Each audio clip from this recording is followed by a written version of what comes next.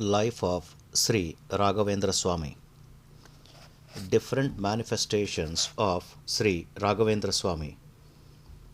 In the Devaloka, there is a great devotee named Sankukarna who has conquered his self and is perennially engaged in meditation of God and in procuring for Lord Brahma the articles of worship like flowers and fruit, intending to employ him for the dissemination of right philosophy and devotion in the mundane world. Lord Narayana ordained him to take 3 incarnations on earth. The first incarnation of Sri Prahalada. Sri Prahalada was the dear son of Leelavati and Hiranyakashipu. Even while in his mother's womb, he was initiated into worship of Lord Narayana by the sage Narada. Ever since birth, he had been absorbed in the repetition of Lord Hari's name. He had no thought of this world. Hiranyakashipu, who considered Lord Narayana as his sworn enemy, did not like his son's behavior. He sent his son Prahalada to the teacher of the demon race, Chanda and Marka, in the hope of reforming him and educating him to be good and virtuous. Prahalada had no taste for the kind of instructions imparted by his teachers. He paid no heed to anything other than the meditation on the Lord.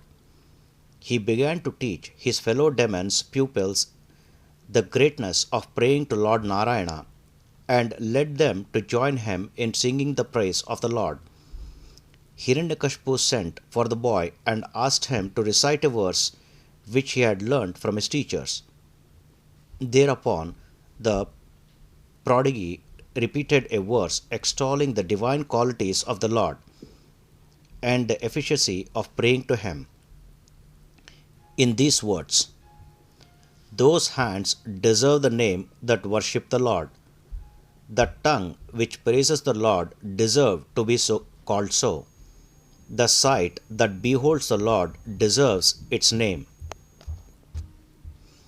The head that bows to Shesasai, one who reclines on the serpent king Lord Adishesha, is fit to be called so."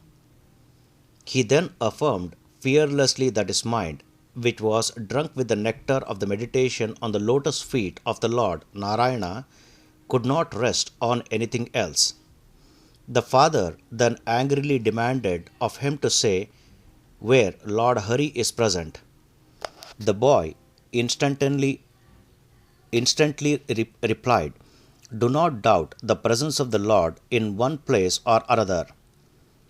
Chakri, that is the bearer of the wheel, Vishnu, is present wherever you seek him in the world." In the end, Hiranyakashipu subjected Prahalada to many cruel tortures in the hope of making him give up his devotion to Lord Vishnu. He caused the boy to be trampled over by elephants. He had the boy thrown down the slopes of mountains, immersed in the ocean, cast into a blazing fire, bitten by venomous serpents, and even made him partake a cup of the vilest poison. Prahalada came out unscathed and undeterred because of his abiding and unflinching faith in Lord Vishnu. In utter disgust, Hiranyakashipu called his son and demanded of him to show his God, whom he had described omnipresent, in an adjacent pillar. Prahalada humbly but firmly agreed to do so. In his inveterate anger and arrogance, Hiranyakashipu struck the pillar with his mace. Instantaneously, Lord Hari emerged from the pillar in the manifestation of the man lion. To prove the veracity of his devotee, Prahalada, the Lord emerged from the pillar to destroy, the tormentor of the world and hater of God. None of the gods or even goddesses, Lakshmi, could become the enraged and ferocious man lion.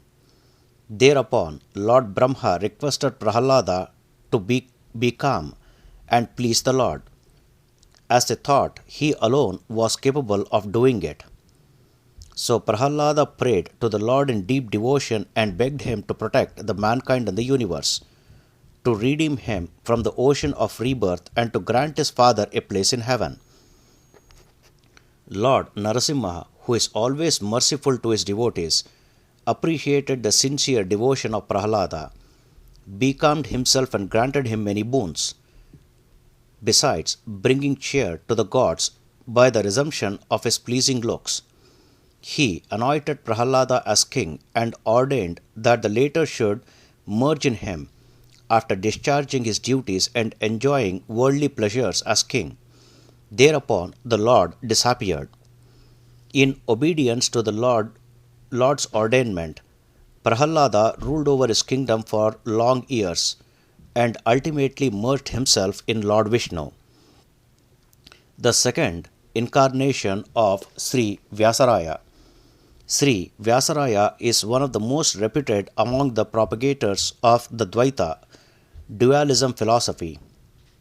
He was born of pious parents called Sithamma and Ramacharya. He had his early education from Sri Sripadaraya. Later, he adored the pontiff seat of Dvaita school of philosophy, a repository of the teachings of knowledge, devotion, and detachment. In appreciation of his deep devotion, Lord Krishna would converse with him and even dance before him. As his teacher, Sri Sripadaraya had seen this with his own eyes. His affection for Sri Vyasaraya swelled all the more. Sri Vyasaraya wrote celebrated works such as Tatparya Chandrika and Tatparya Chandrika, Nyayamrutamu, Kartanda Yamu. Once, while Sri Vyasaraya was at the shrine of Tirumala, the worship of Sri Venkateshwara was hampered. He was asked by King Salva Narasimharaja to offer worship on his behalf to Sri Venkateshwara. In pursuance of this expressed desire, Sri Vyasaraya conducted worship of Sri Venkateshwara for 12 years according to the traditions and rites sanctioned by the Vedas and the Shastras, and earned the grace of the Lord. During the reign of Sri Krishnadevaraya, once the ruler was afflicted with a disease named Kuhu, and he was restless with suffering. He consulted some astrologers who examined his horoscope and suggested that he would be rid of it if he forsook his throne. Sri Krishnadevaraya decided to relinquish his throne and was in search of a proper person to take his place as a ruler. He sent out his state elephant with a garland in his trunk and offered to appoint as king whomsoever the king garlanded. The elephant left the city, reached a forest, and trumpeted before a cave. When Sri Vyasaraya, who was performing penance, came out of the cave, the elephants garlanded Sri Vyasaraya. The royal servants who accompanied the elephant informed Sri Vyasaraya of the king's order. Considering the elephant's action as a divine command, Sri Vyasaraya agreed to ascend the throne.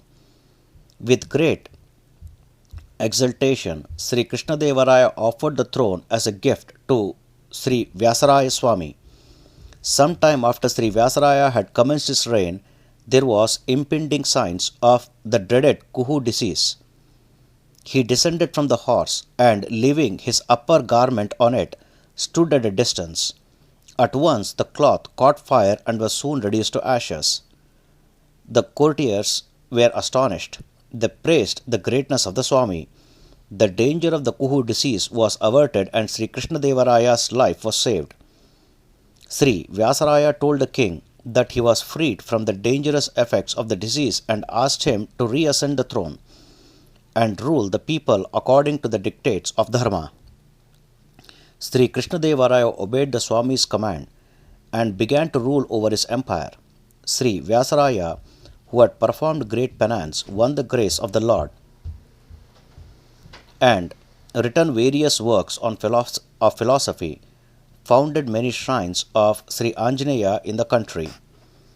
Devotees well known that the Yantrodharaka Pranadeva's image was consecrated by Sri Vyasaraya at Hampi, which shrine is called the giver of all boons to devotees.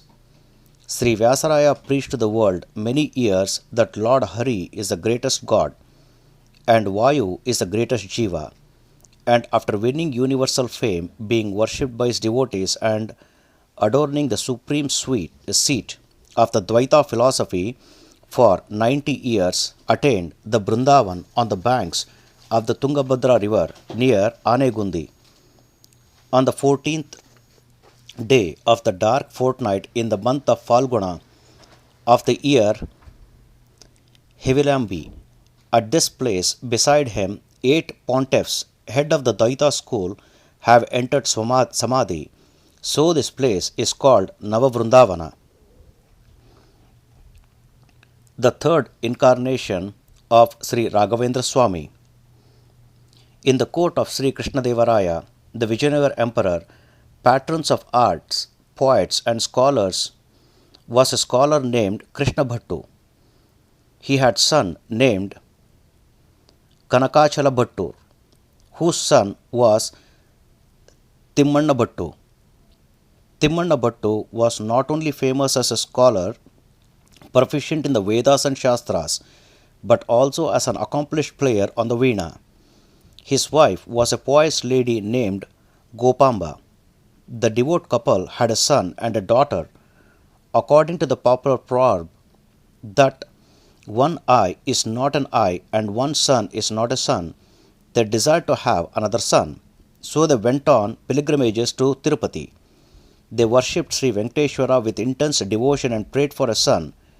Being gratified by the sincere devotion of the pious couple, Sri Srinivasa appeared to them in dream and told them that he was pleased to grant them a son who would serve as a shining example of the virtues of divine knowledge, devotion and detachment, and would raise the world to the heights of nobility. Timmanna Bhattu and Gopamba praised the Lord for his infinite kindness and returned to their native village of Bhuvanagiri. After the lapse of 9 months, Gopamba gave birth to a son on an auspicious day. He was named Venkatanatha, and he was born out of Venkateshwara's grace. The child grew up into a graceful boy endowed with the intelligence and smartness. He was put to school on attaining the age of 5. A few days later, Timmanna took ill and breathed his last.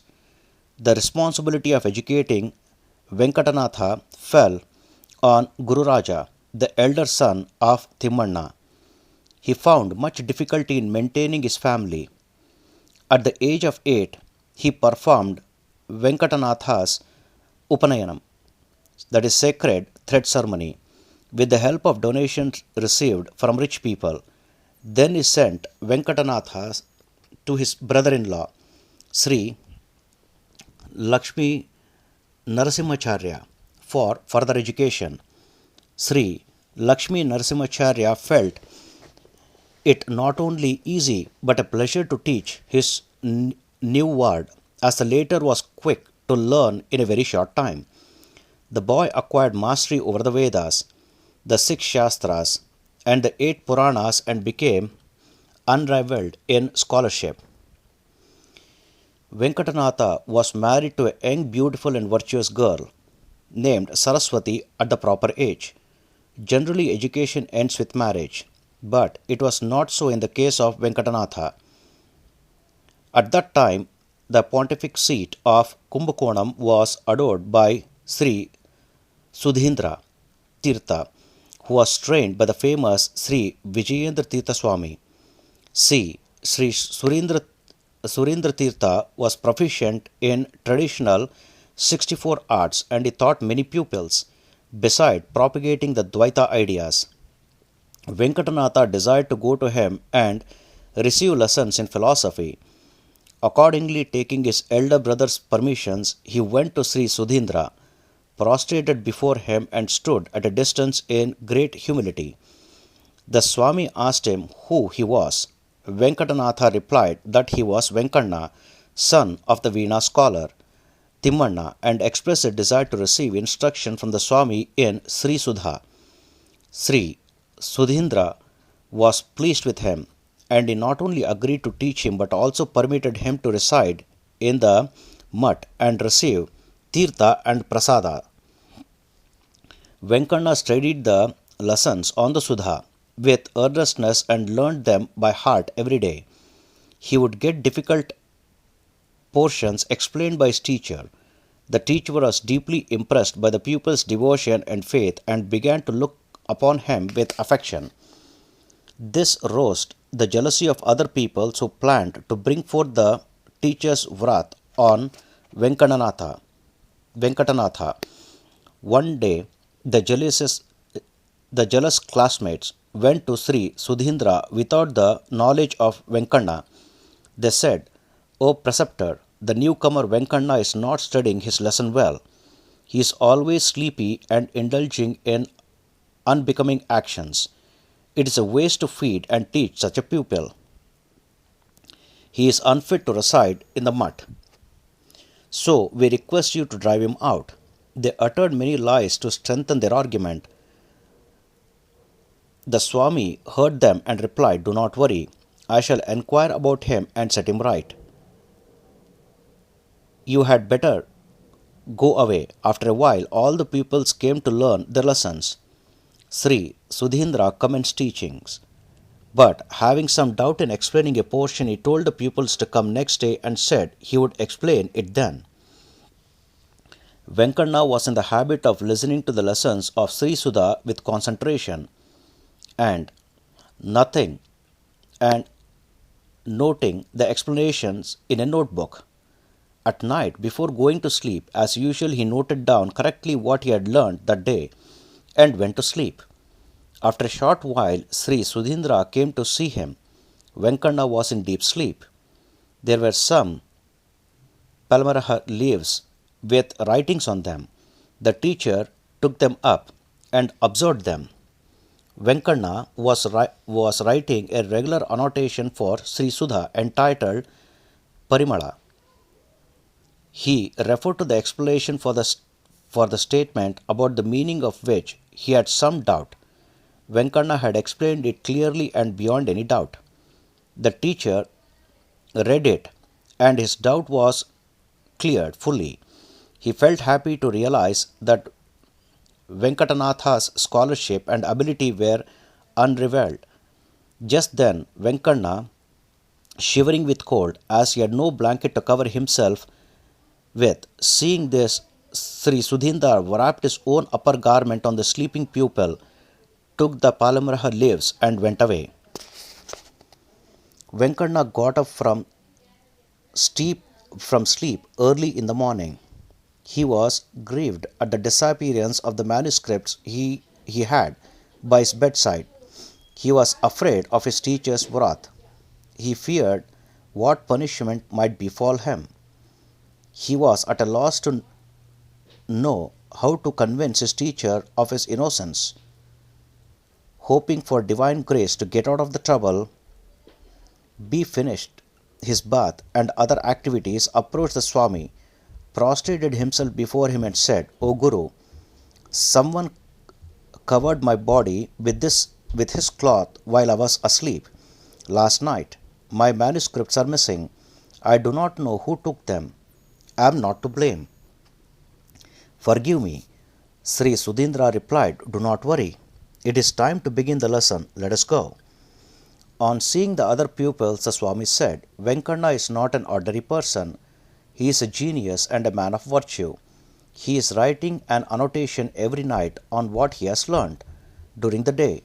Yesterday I had to dismiss the class as I could not find the correct explanation for a sentence. But last night Venkana wrote the correct explanation for it in his book. You also had better listen to it. So saying, he read out the explanation given by Venkana in his book. All the pupils were astonished. Sri Sudhindra paid and encomium to the proficiency and skill of Venkana and awarded him the title of Parimalacharya, as he had written the commentary of Parimala on the teachings of Sri Sudha. Ever since the other pupils showed Venkana great respect and regard, the Swami's affection for him increased more than before. After some days, Sri Sudhindra started on a pilgrimage, followed by his pupils. He visited various cities and villages and accepted the gifts and offerings given by the devotees and blessed them. After some days, Sri Sudhindra started on a pilgrimage, followed by his pupils. He visited various cities and villages and accepted the gifts and offerings given by the devotees and blessed them. In this manner, they reached Madurai in the south. In that city was a Tamil sannyasi who was well versed in grammar and was called Vyakarani. He was proud that no one could equal him in knowledge of grammar. He wished to enter into a disputation on grammar with Sri Sudhindra. But the Swami said to him, "First, you had better engage yourself in a dispute with my student, Venkatanatha. If you defeat him, you can contest me." The sannyasi agreed and commenced a disputation with Venkatanatha on Mahabhashya. Venkatanatha was an adept in the argumentation of all Shastras, so he easily countered every one of the sannyasi's arguments by his prowess and won over him finally. The Tamil sannyasi accepted defeat gracefully. Everyone was struck with wonder on seeing the dexterity with which Venkatanatha had demolished every one of the arguments proffered by the Tamil sannyasi. Sri Sudhindra Swami was all admiration for his pupil's excellence and at argumentation.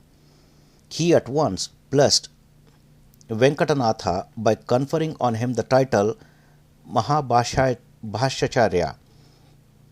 At that time, Raghunath Rao was the ruler of Tanjore. He was highly proficient in music and literature. He could appreciate and enjoy the nuances of poetry. He sent an invitation to Sri Sudhindra to visit his city. The Swami accepted the invitation and paid a visit to Tanjore. The ruler showed the Swami great respect and requested him to spend a few days in Tanjore. The Swami agreed to do so. Raghunath Rao had a minister by name Govind Dikshita. The latter had a son named Yagna Narayana Dikshita, who was well versed in the Advaita philosophy and who had acquired much fame. He expressed to Sri Sudhindra his desire to engage in the disputation with Sri Sudhindra and his pupil Venkatanatha on the comparative merits of Dvaita and Advaita. Sri Sudhindra agreed gladly and asked him first to contest with Venkatanatha. Venkatanatha and Yagnarayana Dikshita made arguments and counter arguments to prove their respective viewpoints. Very many distinguished scholars watched them carefully. Both interpreted Tatvamsi and Aham Brahmasmi as the propounded by the Shastras. Both being great scholars advanced arguments in a distinguished manner so as to amaze the listeners. The disputation between the two stalwarts went on for 18 days. On the 19th day, Venkatanatha established beyond doubt that Dvaitism was the correct one. He vanquished his rival thoroughly and the latter also conceded the victory. In appreciation of Venkatanatha's supremacy in argumentation, Sri Sudhindra conferred on him the title Bhattacharya. Ever since he addressed Venkatanatha as Venkata out of boundless affection, he appointed Venkatanatha as the poet laureate in the Mutt.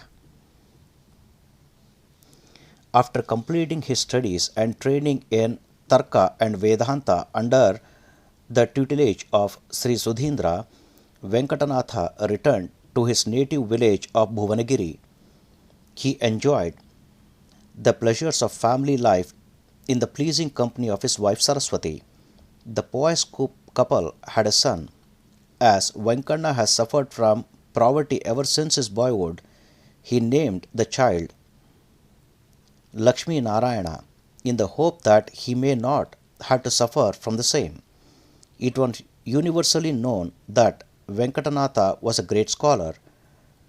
Disciples from various parts of the land came to receive education at his hands. In those days, the prevailing customs was for the teacher to feed his pupils free of charge. Venkatanatha had to bear the burden of feeding his pupil in addition to maintaining his family. He was, from birth, poor. How could he shoulder the burdens? It was beyond his power to meet the expenses day after day. At this time, Venkatanatha came to know that a rich man in a neighboring village was celebrating a happy event.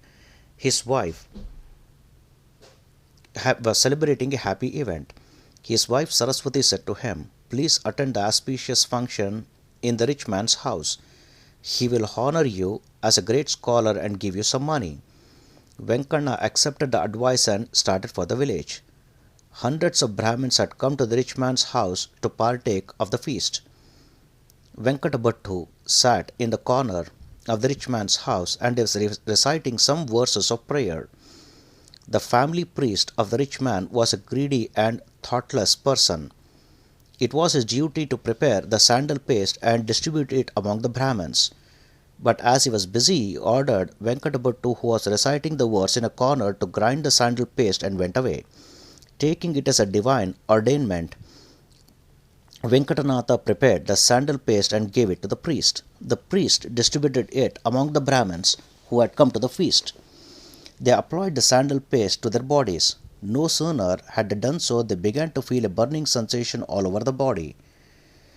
The rich man inquired of the priest how he had made the paste and why it was creating the burning sensation. The priest pleaded ignorance and showed Venkatanatha the person responsible for grinding the paste. The rich man inquired of Venkatanatha of the reason for the curious occurrence. Venkatanatha calmly replied, "I was reciting Agni Sukta while grinding the paste. Perhaps that made the sandal paste give out a burning effect." He later recited Karna Sukta and ground a fresh paste which was distributed to the Brahmins.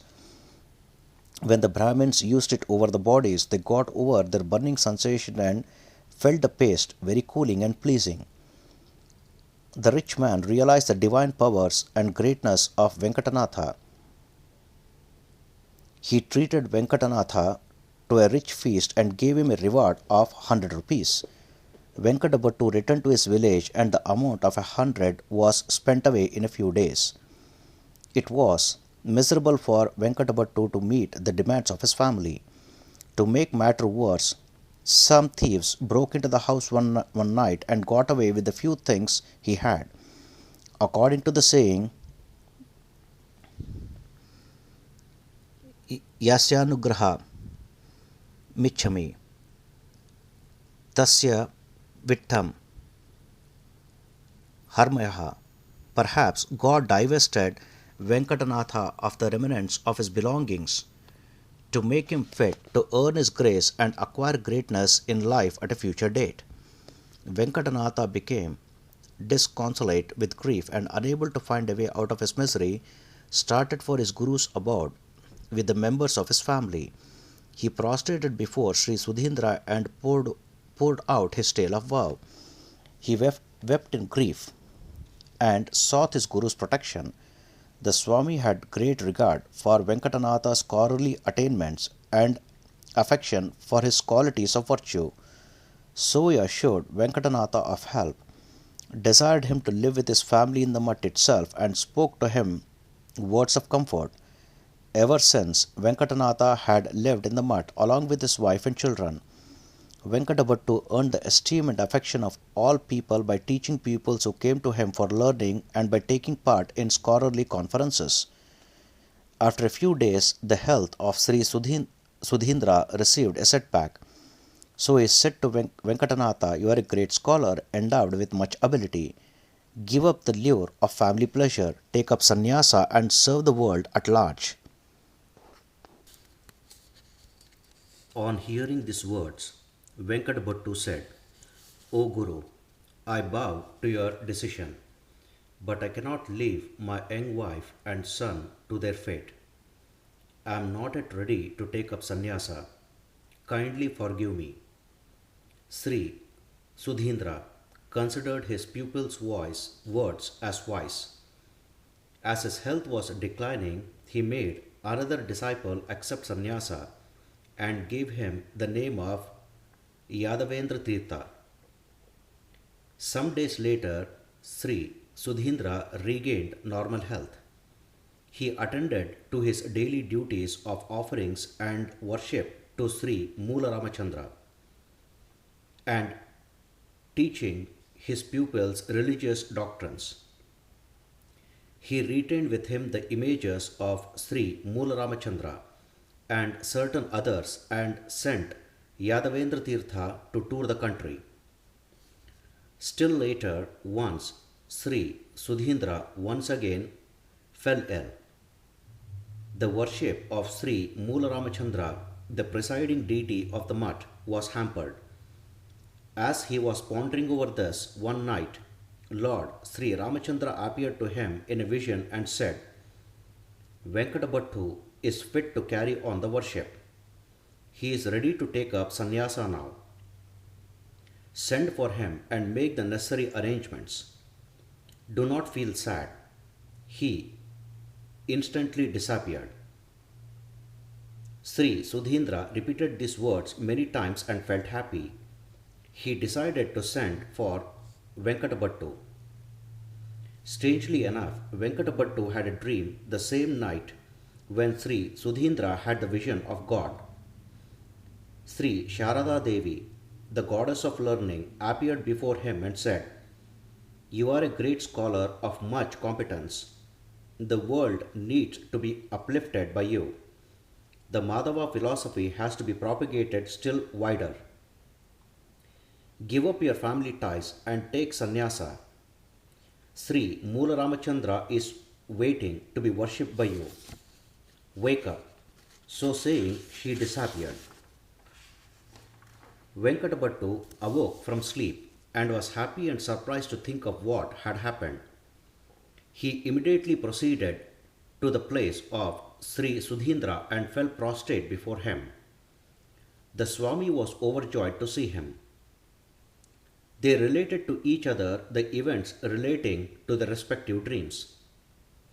Venkatabattu told his guru that he wished to perform the Upanayan of his son, Lakshmi Narayana, and proceeded home after receiving monetary assistance for the purpose. Reaching his village, Bhuvanagiri, and collecting his relations and friends, returned to the Swamiji's place. He performed his son's Upanayan in the presence of Sri Sudhindra and with his blessings. Later he returned to Bhuvanagiri. A few days later he called his wife Saraswati and said to her, "You are managing the family as an obedient wife and making me happy. You are an honest woman, but worldly life is like a drop of water on a lotus leaf. It is not everlasting. Do not love me anymore. I intend to take up sannyasa in obedience to my Guru's command. Do not feel grieved. Carry on your life with calmness of mind." She was pained to hear her husband's words, but Venkatabattu consoled and comforted her by his sweet words. Having determined to take up sannyasa, Venkatabattu went to Sri Sudhindra. He accompanied his guru on his tour from Kumbhakona to Tanjavur. The ruler Raghunath Rao had arranged a great reception for the Swami there. Sri Sudhindra told Raghunath Rao about his decision to initiate Venkatabattu into sannyasa. The ruler made suitable arrangements for the occasion. In the year Ridrogari of Shalivana era 1845, Sri Sudhindra gave sannyasa to Venkatabattu according to the Sastraic rites. He gave Venkatabattu the appellation of Sri Raghavendra Tirtha. Many scholars, poets, devotees, and common people were present on the great occasion. The program was gone through with great pomp and glory. Raghunath Rao showed his esteem for both the Swamis and received their blessings. The news of Sri Venkatanatha's initiation into sannyasa reached Saraswati's ears through hearsay. She was filled with agony. What a pity that she could not look upon her husband's face any longer. She hated to live further without the support of her husband. With these feelings gnawing at her heart and abandoning wisdom, she ended her life by falling into a well. As a result of committing suicide, she became a ghost. In that form, she went to Sri Raghavendra Tirtha and wept bitterly. Taking pity on her, he repeated some sacred mantra and showered on her some drops of water. She was relieved of her ghost form and gained redemption from life. Ever since, it became a family custom for the descendants of Venkatabattu to perform Saraswati Puja at the commencement of auspicious functions in their houses. Sri Raghavendra Tirtha started on his religious tours. Wherever he went, large number of devotees received him with great respect, offered Padapuja to him, and received his blessings in great joy. During his travels, he once visited a village called Kandenati, went to the house of a poor boy named Venkanna, and asked him to do bhiksha for him, that is, feed him. The boy believed that the Swami had come to his house for bhiksha in preference to the rich people's houses only to bless him. So he went to the rich people, took their assistance, and also invited them to worship the Swami. He gave a grand reception to the Swami in this manner and earned his grace and blessings. While taking leave of the boy and starting for another village, the Swami asked the boy to remember him in times of difficulties. At that time, Siddhi Mausud Khan was Nawab of Adoni. Though illiterate, became a ruler through good fortune. One day, when he rested under a tree, after taking part in a vigorous hunt, a servant gave him a letter, saluted to him, and stood at a distance. The Nawab opened the letter, but being illiterate could not understand its content. He looked about in the forest for anyone who could read it. Just then he saw the poor boy Venkanna gathering wood for fuel. Immediately he ordered the servant to bring the boy. In fact, Venkanna also could not read it. He confessed to the Nawab, "I am a poor Brahmin boy. I have not received any education and hence cannot read the letter." The Nawab retorted, "Being a Brahmin, can't you read? I cannot believe your words. Will you read it or shall I sever your head?" He threatened the boy in these words, recalling Sri Raghavendra's advice. He said to himself, "O Sri Raghavendra, protect me from danger." By Raghavendra's grace, he was able to make out what was written in the letter. He said to the Nawab boldly, "O king, your army has won in the battle. This is a message of your victory." Thereupon the Nawab took kindly to him, took him to the palace, gave him money and said, "Get better education. Still, I shall give you a job in my administration. The poor Venkanna agreed to do so. In 2 or 3 years, Venkanna reached good education. He became an official in the Nawab's administration, discharged his duties well, and soon won the goodwill and appreciation of the Nawab. In the course of time, the Nawab, recognizing his intelligence and administrative ability, made him Diwan of his state. In this way, the poor boy Venkanna rose to a high position in life by the grace of Sri Raghavendra Swamy. Once, Sri Raghavendra Swamy was touring in the Maharashtra region. One of the servants of the mutt came to him and said, "O Swami, I wish to get married. Kindly give me a month's salary in advance." The Swami was then washing his hands and feet with earth. He said, "Where is money with me? I have only this loose earth in my hands. If you want, take it." The servant, who knew of the great powers of the Swami, said in great confidence, "O Swami, even the dust that comes from your hands will be 10,000 rupees for me. So give me the dust alone." The Swami gave him a handful of the earth, blessed him, and sent him away. As the servant went past some villages, it fell dark. He went to one hamlet and laid himself down on a pile for the night's rest. The owner of the house was suffering from some agony. Every time his wife gave birth to a child, a ghost would appear and destroy the child. The ghost had come then ready to kill the child to be born. But the earth in the servant's palm was shining with brilliance and did not allow the ghost to enter the house. The ghost awoke the servant and said to him, "Cast the shining stuff away. It does not allow me to enter the house. I shall give you whatever you wish for." The servant was surprised at his words. He understood that the mysterious power of the earth in his hand did not allow the ghost to enter the house. At once he said to the ghost, "If you get me a vessel full of rupees, I shall keep the earth at a distance and let you in." In a few seconds, the ghost brought to the Swami's servant a vessel full of rupees. He took the vessel and, out of pity for the ghost, thought of the Guru and spilled a portion of the earth on the ghost. At once the ghost was relieved of his ghost's form. The master of the house and the members of his family who observed all this from inside were filled with astonishment. They felt happy that the danger of the ghost which afflicted them was no more there. In the meanwhile, the master's wife was delivered of male child, and the child was safe and sound.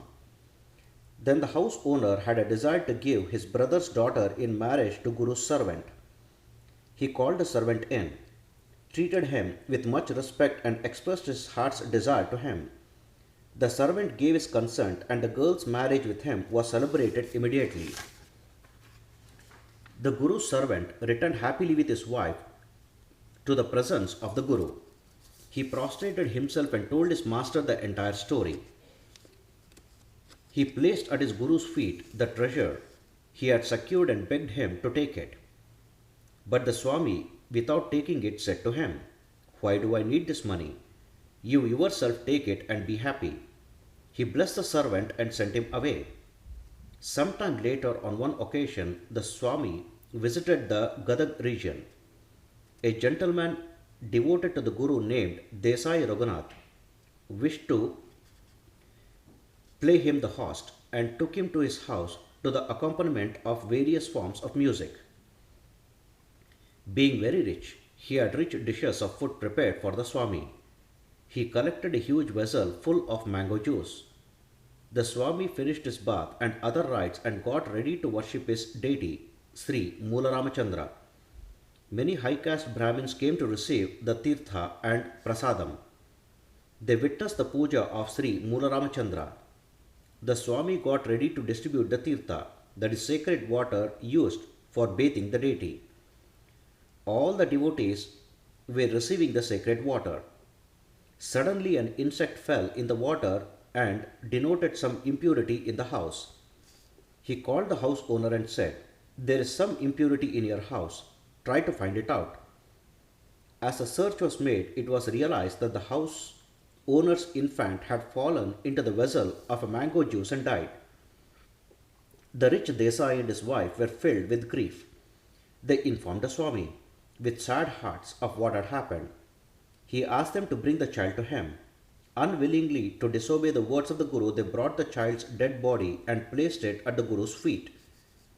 Sri Raghavendra uttered some mantras and spilt some water from his kamandala on the child's body. Sri Hari's power is indescribable. The boy woke up as if from sleep and sat up. The devotees who witnessed this wonderful event were amazed. The Desai couple was happy beyond words. Desai praised the Swami for his greatness and gave him much money. He received the blessings of the Swami. The Brahmins who came for the feast ate merrily. The Swami went forward on his tour from Kiritagiri. On his way to Tirupati, the Swami rested in a temple of Anjaneya. A Harijan came to the temple and bowed to the Swami from a distance. On seeing him, the Swami recollected his own previous birth as well as that of the Harijan. The Harijan was known as Kanakadas in his former life. The Swami asked of him, "Are you not yet rid of your karma?" The man replied, "No, Swami, I wish to end this life of mine. Be gracious enough to help me." The Swami said, "Bring any article of food for being offered to Sri Moolarama today. You will be freed from the bond of this life." The Harijan went home and brought some mustard seed. As he had nothing else at home, he offered it to the Swami in utter devotion. The Swami ordered the cooks to use the mustard in the food to be prepared for the deity. But it was the period of Chaturmasya, and according to the rules of custom, mustard seed should not be used in food. So some scholars reminded the Swami of this ban. The Swami then replied, "O scholar, this Harijan was Kanakadasa in his previous birth, when I was Vyasaraya in my former birth. It was he that helped me to have darshan of Sri Hari. In remembrance of this man, mustard seed should be used in our mutt. There will be no blame for disobeying the Chaturmasya custom. Ever since mustard is being used in Sri Raghavendra mutt even in Chaturmasya days." The Harijan observed the worship of Sri Moolarama with his own eyes, received the sacred water and food, praised Sri Hari with all his heart and ended his life. He was redeemed from the cycle of birth, old age and death. In another Chaturmasya period, a scholar named Birudahalli Srinivasacharya came to the Swami, prostrated himself and placed at his feet his works on philosophy and said, "I beg of you, Swami, to read them and give your opinion about them." Sri Raghavendra Tirtha examined the writings thoroughly. He observed that the books were written in good style and with great skill and intelligence. He felt much happy and awarded the scholar the title of Tirtha. That day, the Swami asked Sri Srinivasacharyalu to sit by his side at the time of dinner. The servant served him the pepper water prepared with mustard seed.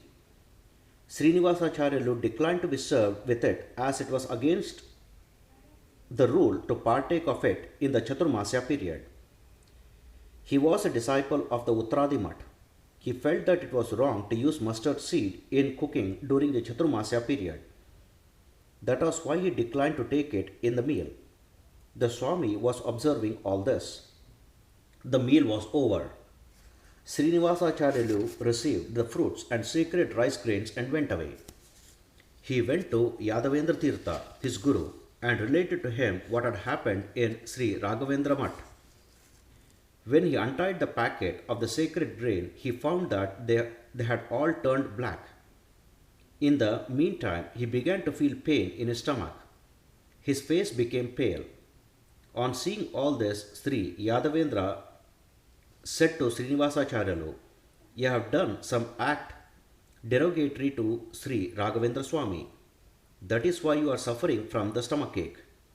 Your face is lacking luster and the sacred grain has turned black." Go at once to Sri Raghavendra and obtain his forgiveness. Srinivasacharyalu immediately proceeded to Sri Raghavendra Tirtha, prostrated himself and begged the Swami's forgiveness for his misconduct. Being of a kindly nature towards his disciples, Sri Raghavendra Tirtha forgave him and gave him his blessings. He seated Srinivasacharyalu by his side. At the time of dinner, Srinivasacharyalu partook unhesitatingly of the pepper water prepared with mustard seed. After the meal was over, he was relieved of the pain in the stomach. His face shone brightly as before. Srinivasacharyalu was filled with joy. He prostrated himself before the Swami and stood quietly with humility. The Swami once again blessed him with the sacred grains. Srinivasacharyalu received them with great devotion and returned to Sri Yadavendra Tirtha. He told the Swami how Sri Raghavendra Tirtha had blessed him with kindness. The sacred grain he showed were shining red in color. No one should act despairingly towards great sages, who are reservoirs of spiritual powers. It is always beneficial for men to walk in their footsteps. On another occasion, three astrologers from Kerala came to Sri Raghavendra Tirtha. They bowed to the Swami and spoke of their proficiency in astrology. The Swami gave them each a copy of his horoscope and asked them to examine it separately by sitting in three different rooms. As ordered, they sat in three rooms, examining the horoscope and began to note down their findings. The three learned astrologers gave almost the same interpretation, except in reading the duration of the Swami's life on earth. They placed the readings before the Swami. He asked three scholars of his mutt to examine the writings of the astrologers. The scholars said to the Swami, "O Swami, the three scholars have given their predictions precisely, but in the matter of the longevity of life, they have erred. One has predicted 100 years, another 300, and the third 700. The 100 years predicted by one astrologer is credible, but the verdicts of the other two are not. It is against the custom of the world." Thereupon Sri Raghavendra, who was omniscient in his powers, said to the scholars, "Gentlemen, the writings of all the three astrologers are true. Do you wish to know how? The three versions are to be coordinated in this manner. The longevity of the physical body is 100 years. The books of my authorship will live for 300 years. I shall live in the Vrindavan in Samadhi state for 700 years. That means I shall live for 100 years. My works will have potency for 300 years and will fulfill the desires of all those who read them daily with faith and reverence. I shall abide in the Vrindavan in Yoganishtha for 700 years and fulfill the desires of the devotees."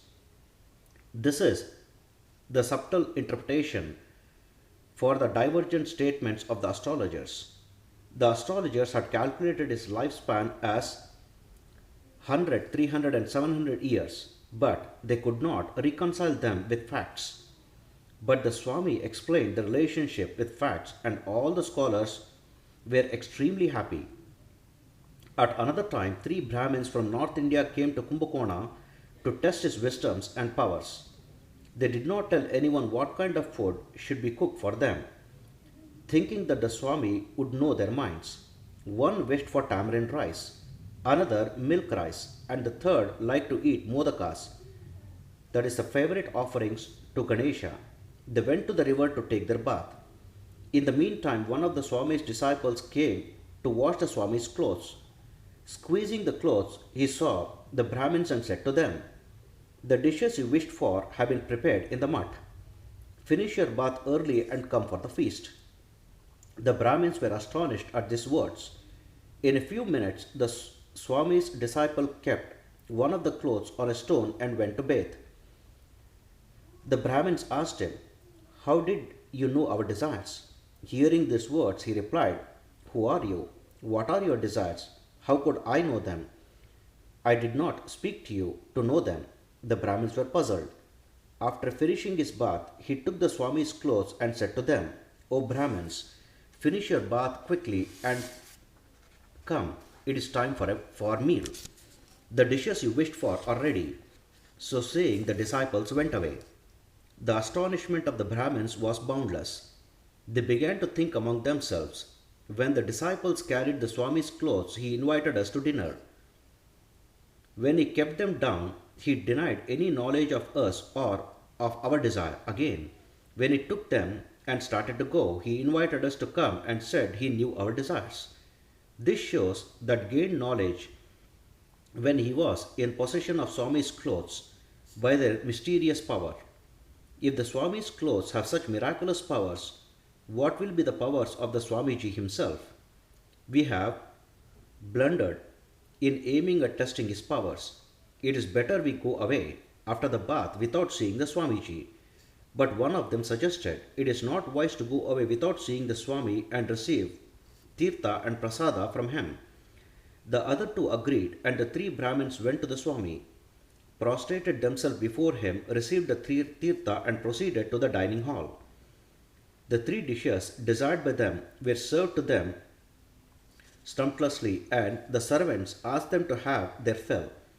After a hearty meal, they went to the Swami and begged for the sacred grain and blessings. Smilingly, the Swami asked them, have you partaken of your favorite dishes to your heart's content? Choose the kind of reward that people who wish to test me should have, I shall give it. On hearing these words, the Brahmins hung their heads and begged the Swami to pardon them for their folly. The Swami pardoned them and said, you have tested my powers. So in future, be born as Brahmins, perform worship at my shrine of Vrindavan, and eat in the mud what you like most. He blessed the Brahmins in these words. The descendants of those Brahmins alone are performing worship at the shrines of Vrindavan in Mantralaya even to this day. The greatness of Raghavendra Tirtha is indescribable. On one occasion, the ruler of Tanjavur sent the Swami an offering of diamond necklace. The Swami was at the time busy performing Vyasadevam, a kind of homa with cooked rice. Vyasvadevam. This is a kind of homa with cooked rice. So the Swami gave it as Nevidya to Yagneshwara. The people at the place were astonished at this. Learning of this through hearsay, the king was angry and grieved that a necklace worth thousands of rupees was consigned to the fire. 2 or 3 days later, the ruler visited the Swami and said, O Swami, I sent to you a diamond necklace. I think you would have used it as an ornament to God. I want it now for some purpose. I wish to make another necklace of the same fashion. Please give it to me. I shall return it again. The Swami at once prayed to Yagnarayana, the Lord of sacrifices. The god of fire appeared before him and gave him the necklace. The Swami received it and gave it to the king. The king, who was witness to the greatness of the Swami, was filled with wonder. Thinking that he had sinned against the Swami, the king prostrated before him and begged his pardon.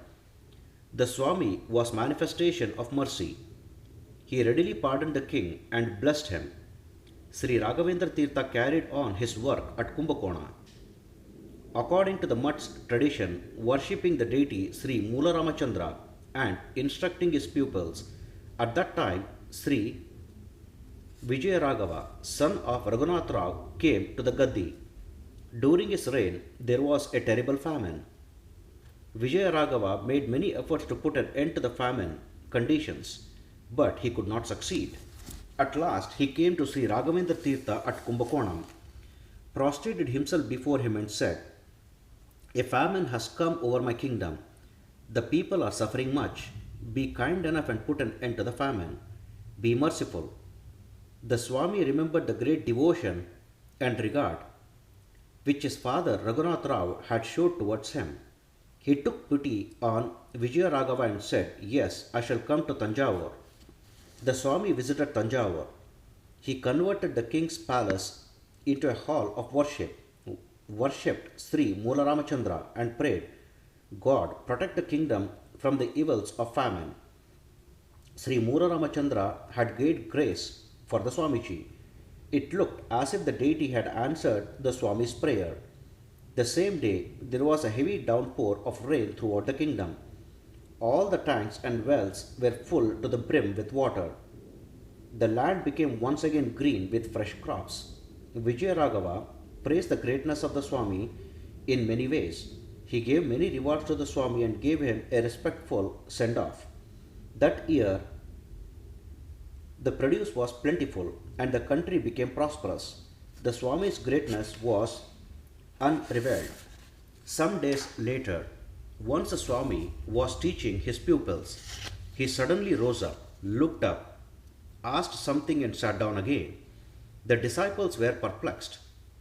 They said to the Swami, What is it? Kindly explain to us.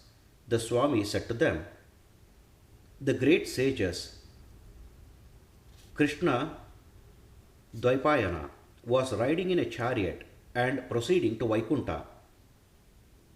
On the way, he appeared before my vision. I bowed to him and asked him, How long yet I am to endure in this physical frame? By way of answer, he showed two fingers and waved them thrice. I understood his purport and bowed and sat down. I shall live from now only for 2 years, 2 months and 2 days. Then I shall enter the Vrindavan. The disciples had great devotion for and faith in their Guru. They were grieved to think that their Guru would depart from them soon. They were pained beyond words. After some days, the Swami came to Adoni on his tours. The Diwan Venkana, who was blessed by the Swami, prostrated himself before the Swami and took him home to the accompaniment of auspicious music. He prepared himself to entertain the Swami in a grand manner. He narrated to the Nawab Siddhi Masud Khan the mysterious powers of the Swami. He appealed to the Nawab to see the Swami without fail.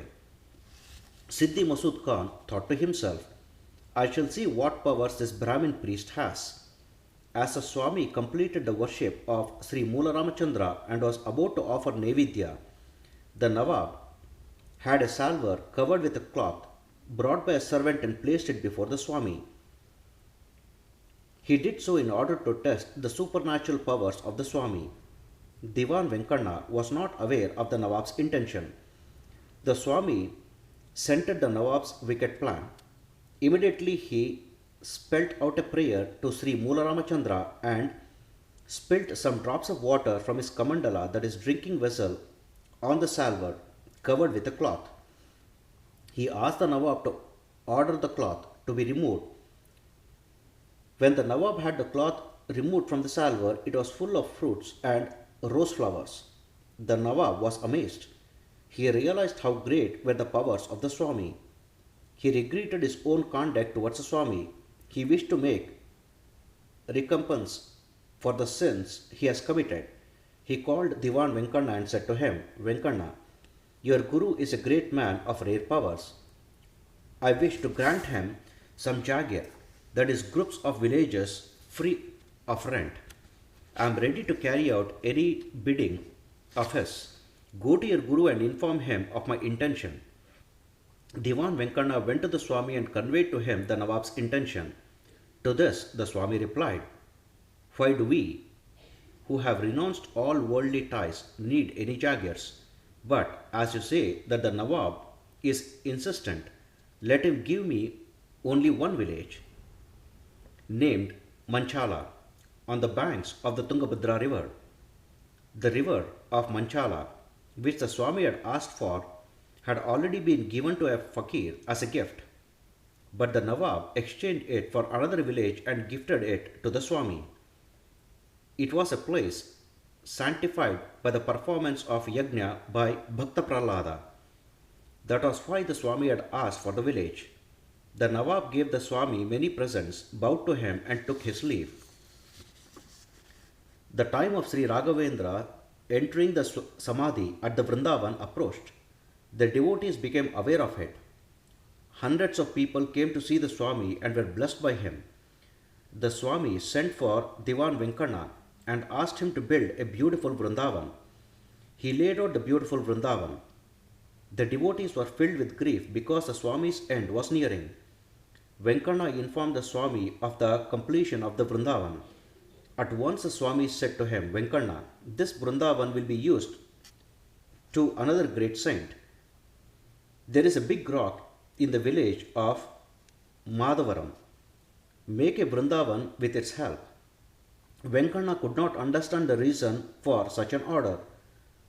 So he said to the Swami, Swami, you have asked me to make a Vrindavan by using the rock in the village of Madhavaram. Kindly tell me if there is any special reason for it. The Swami replied, Venkana, Sri Ramachandra, while traversing the forest, sat on that stone for 7 gadiyas. The stone is sanctified by the contact of his holy feet and has to be worshipped for 700 years. That is why I asked you to use it for making the Vrindavan. So saying, he cleared the doubts that had troubled Venkana's mind. Venkana made the Vrindavan as ordered by the Swami. Various scholars, poets and musicians came to see the sight of Swami entering the Vrindavan alive. On Thursday, the second day of the bright fortnight in the month of Sravan, in the year of Virodhikrutu, the great saint Sri Raghavendra Tirtha entered the Samadhi in the Vrindavan alive.